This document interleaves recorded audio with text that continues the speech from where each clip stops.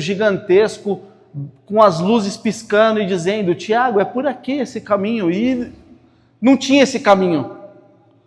Naamã também esperava isso. Ele esperava um encontro que talvez não precisasse acontecer.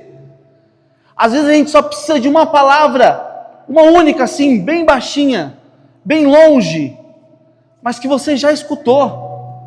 Você já escutou essa palavra, mas você não confia nela. Você desconfia. Às vezes você tem um encontro, você já teve um encontro, você é íntimo de Deus, as suas orações estão em dia, mas mesmo assim você sempre desconfia. Você fala: será que eu escutei mesmo? Será que é isso mesmo que eu escutei? Você sempre tem essa desconfiança por detrás. Naamã também tinha essa desconfiança. E essa desconfiança de Naamã escondia algo que eu acho que o texto não diz isso, mas eu acho que eu vou dar uma colher de chá para o Naamã, que talvez ele não sabia. Que ele tinha um orgulho que ia daqui até Israel. Tudo para ele precisava ser muito grandioso. Tudo para ele precisava ser maior do que o para os outros. E ele não soube lidar com algo tão simples, com algo tão singelo. Vai ali, lá, se lava lá 7 vezes e pega o seu chapéu e pode ir embora. Você, todo mundo aí que está com você, a caravana, os bois, os cavalos, as carruagens, pode ir todo mundo embora. Não, porque eu acredito que Naamã sempre viveu uma vida de troca. Uma vida de: olha, eu fiz isso por ele, ele vai fazer isso por mim. E ele esperava essa troca. Ele esperava essa recepção. E essa recepção não veio. E aí eu vi aqui, estudando um pouco, eu vi que a Bíblia aqui de Jerusalém, bem nessa parte, ela traça um paralelo, que é quando Jesus, lá em João, nós podemos até pegar rapidamente aqui, deixa eu até pegar aqui na minha, que eu acho que eu não marquei. Lá em João 9,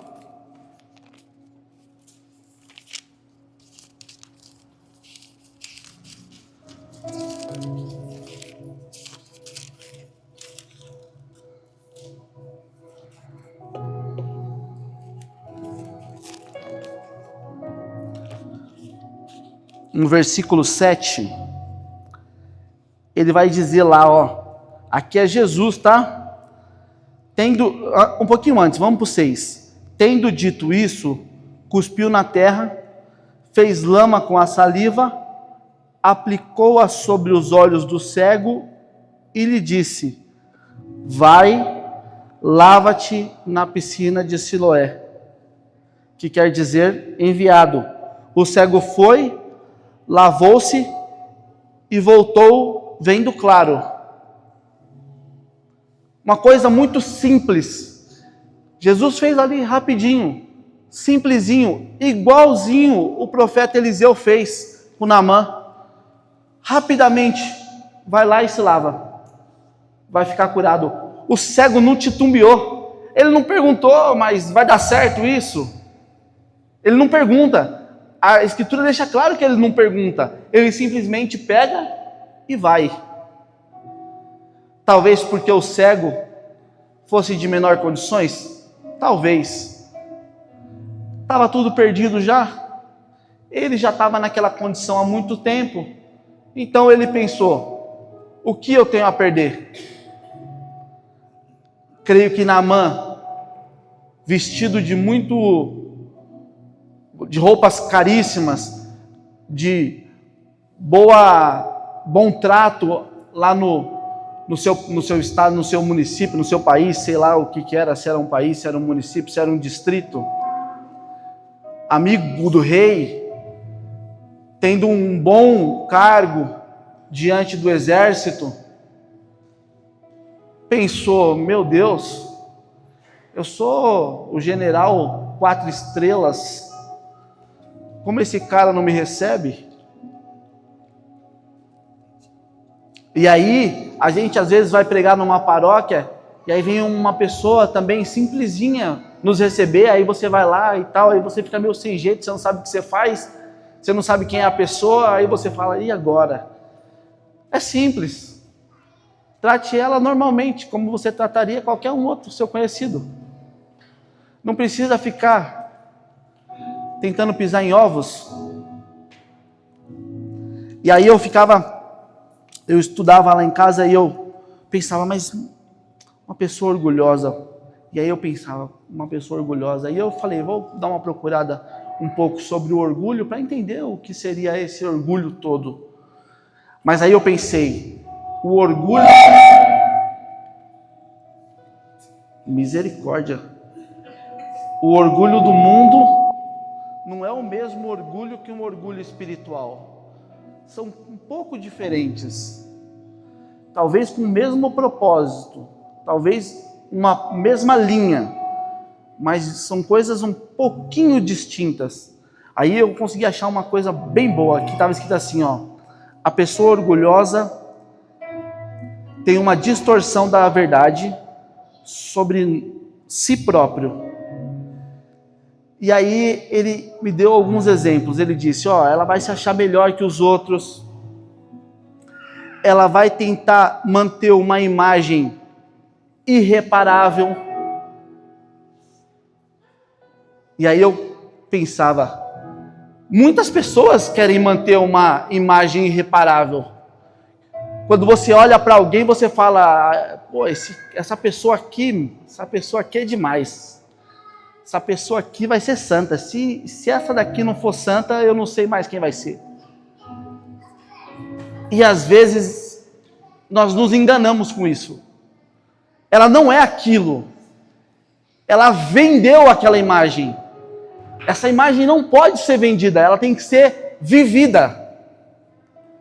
Porque se eu vendo uma imagem, eu distorço a verdade.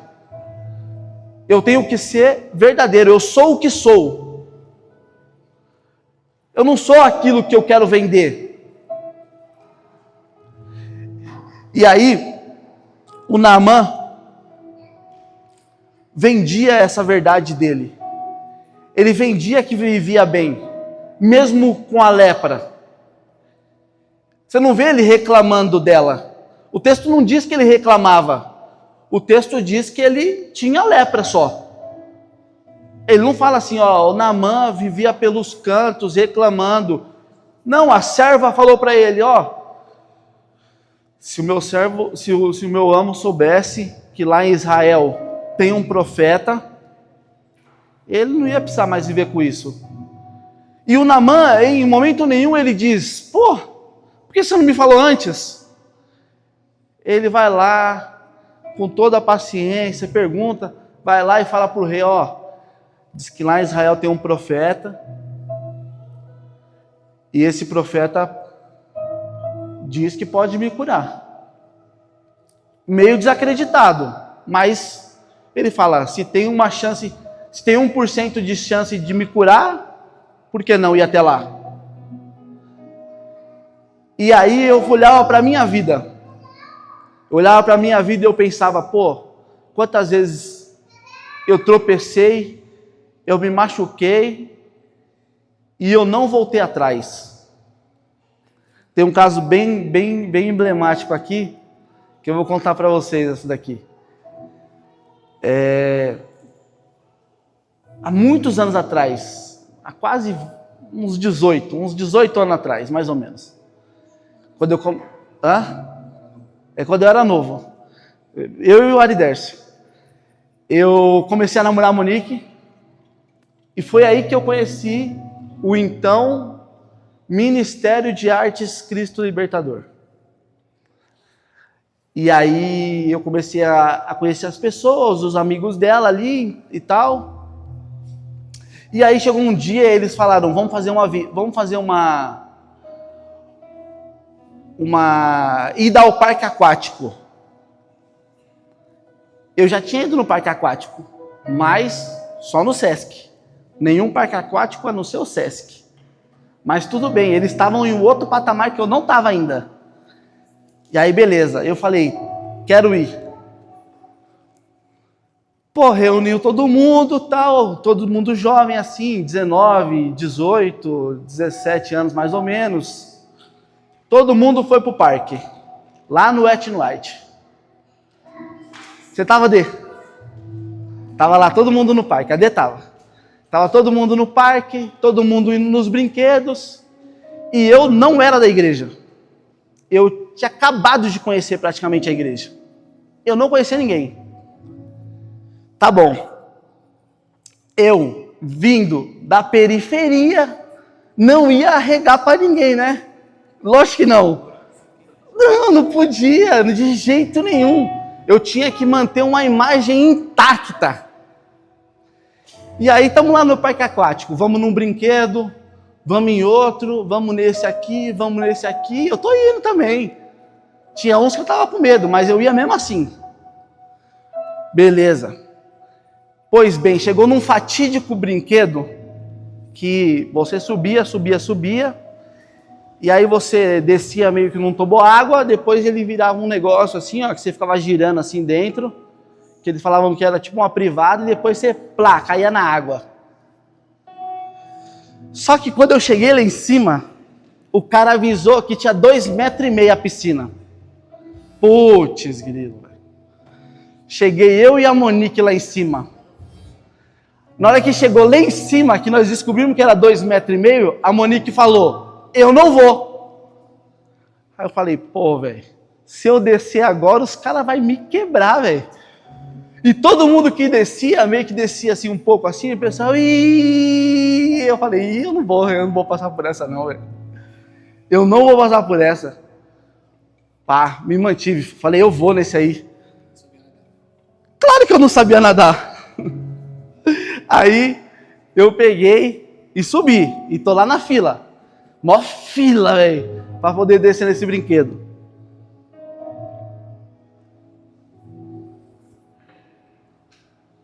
Chegou a minha vez. E quando eu tava lá em cima, eu te juro, eu senti que eu não deveria ir. Eu falei, pô, acho que não vai dar certo isso aqui, velho. Aí eu falei, mas eu dou umas 2 braçadinhas e seguro na borda. Vai dar certo, pô. 2 braçadas e eu tô na borda. Pá, desci. Na hora que eu desci, o negócio começou a girar. Eu já me arrependi. Mas aí já não tinha mais o que fazer. Eu tinha que ir, porque não tinha por onde voltar. E aí eu me lembro assim, muito daquele momento assim, aquele negócio azul, girando, um pouco de água assim para eu escorregar. E eu falando, meu Deus do céu, já era. E eu acho que aí Deus falava assim, Thiago, e agora? Pega o teu orgulho. Pega toda essa sabedoria que você tem, que você diz, que você é. Vamos ver o que vai fazer agora. E aí eu, plá na água. Dei 2 braçadas. Ô Beto, cadê a borda, velho? Putz, mano. A borda não chegou, velho. Que a borda não chegou. Já acabou a vontade de bater as pernas já não batiam, os braços já não batiam. Eu falei, agora já era. Agora eu vou ver Jesus mais cedo. Aí o bombeiro pulou lá. Bombeiro lindo, diga-se de passagem. Lindo! Que lindo! E aí, o bombeiro falou, segura aqui em mim que nós vamos sair. Segurei no bombeiro. E saí da piscina. Aí, quando eu cheguei do outro lado, os caras, você não sabia nadar? Pois bem, passei 20 anos nessa comunidade. Já estou no 20º ano aqui nesse lugar, e todo dia alguém me lembra desse negócio e me zoa. E o bombeiro? Casou? Pois é, toda essa história para dizer que se eu não tivesse sido tão orgulhoso, eu tinha que ter voltado com a Monique. Mas eu, na hora eu falei, sem instrução, orgulhoso, sem caminhada nenhuma, sem propósito nenhum, sem escuta nenhuma, sem nada. Não tinha nada, não tinha religião, não tinha nada. Era só um menino, basicamente, vamos dizer assim, começando a vida adulta, sem propósito nenhum, querendo ser fortão, vamos dizer assim, para ninguém zoar ele, achando que ainda estava no colégio ainda, vamos dizer assim. A minha história tem muito a ver com a do Naamã. O Naamã também quis ser esse orgulhosão. Também quis dizer, caraca, Eliseu. Ele nem sabia que o nome do cara era Eliseu, mas ele devia falar, esse profeta deve estar de brincadeira. Profeta mala, não me recebeu. Mandou um mensageiro qualquer. Mandou o cara que estava limpando a casa dele para poder falar comigo. Eu, general de 4 estrelas do exército. Eu também. Eu lá, os amigos tudo era da Monique, não era nenhum meu. Eu falava, não. Não vou deixar esses caras ganhar de mim, não. Os caras não vão ganhar de mim assim. Logo eu, gueto do jeito que sou, não vai. E aí eu caí na piscina e quase morri. Quase morri naquela piscina. Talvez não era para estar aqui hoje, não ia ter as crianças tudo nascendo. Mas, graças a Deus, o Senhor acho que me deu mais um pouquinho de oportunidade e eu pude depois caminhar e refletir muitas vezes sobre isso. Eu sempre fui um cara muito orgulhoso. Muito orgulhoso. Eu sempre quis fazer tudo muito certo. Não que eu distorcesse quem eu era. Isso não. Mas eu queria sempre mostrar uma força que eu não tinha muitas vezes. Eu sempre quis passar uma imagem poderoso, vamos dizer assim, de forte, e que muitas vezes eu não era tão forte assim. Eu não tinha essa fortaleza toda. E isso foi sendo quebrado pouco a pouco, porque eu precisava arrumar aqui dentro de mim. O meu intelecto estava com problema. Porque quando a gente cresce,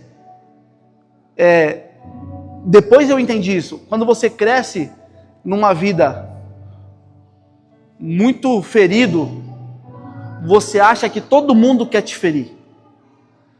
Então você cria resistências para todas as coisas. Para todas as coisas você tem o remédio. Para tudo você tem uma solução. Para tudo você vende essa solução. E ela muitas vezes não funciona. E aí você deixa essas pessoas virem até você. Só que poderia ter sido muito diferente se eu tivesse descobrido isso há 15 anos atrás. Eu demorei muito para entender isso. Eu demorei muito para entender que essa imagem que eu estava tentando vender, vamos dizer assim, ela estava mais me atrapalhando do que me ajudando. Ela estava me brecando. Ela estava me fazendo voltar e contra a minha natureza.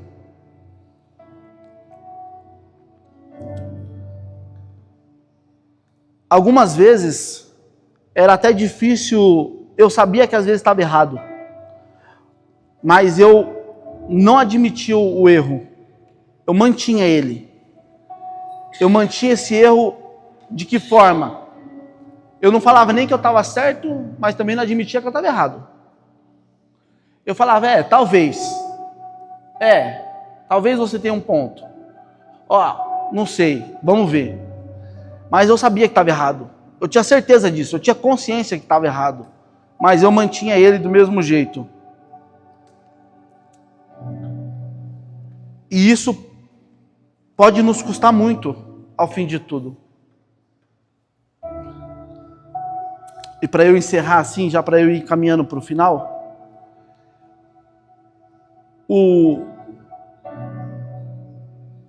esse orgulho meu, esse orgulho do Naamã custou muito para ele. Quase custou a cura. Quase ele custou a cura. Porque se ele tivesse pensado e tivesse sido humilde no primeiro momento, ele rapidamente tinha ido para o rio. Mas ao invés disso, ele recua e ainda faz o seguinte: ué, lá onde eu moro, não tem os rios muito melhor do que o de Israel? Ou seja, ele ainda desdenha do rio ainda do cara, que o cara pediu para ele se lavar. Ou seja, mais uma vez, ele coloca um empecilho, ele coloca um motivo, ele coloca algo na frente. Ele fala: oxe, para que eu vou precisar ir lá me lavar? Se lá na minha cidade tem um rio muito melhor do que esse aqui, mais limpo do que esse. Mas não foi esse que Deus mandou você se lavar. Deus mandou se lavar nesse, então você vai nesse. Sempre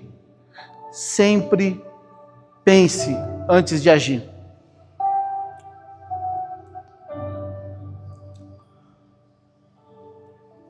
Para terminar, para a gente ir para a adoração,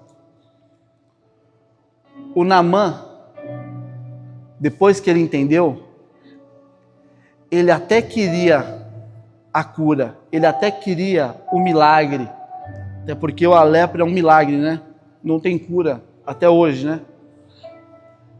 Ele tem remédios que inibem um pouco ela, que não fazem ela ser tão letal e tão que passa, contagiante. Ele tem um remédio que inibe, né? Então, querendo ou não, o que aconteceu na vida de Naamã é um milagre. Ele queria o milagre, mas ele queria do jeito dele. Ele queria do jeito dele. Eu também queria conquistar os amigos, mas do meu jeito, da minha maneira. Então, não deixe que o orgulho deixe você perder o milagre. Seja humilde. Se é o simples que Deus te pediu, é no simples que você deve fazer. Não pense em algo mirabolante. Às vezes a gente quer muita coisa que não precisa. É no simples que Deus age. É no pequenininho. É no propósito menor. Não é no grande.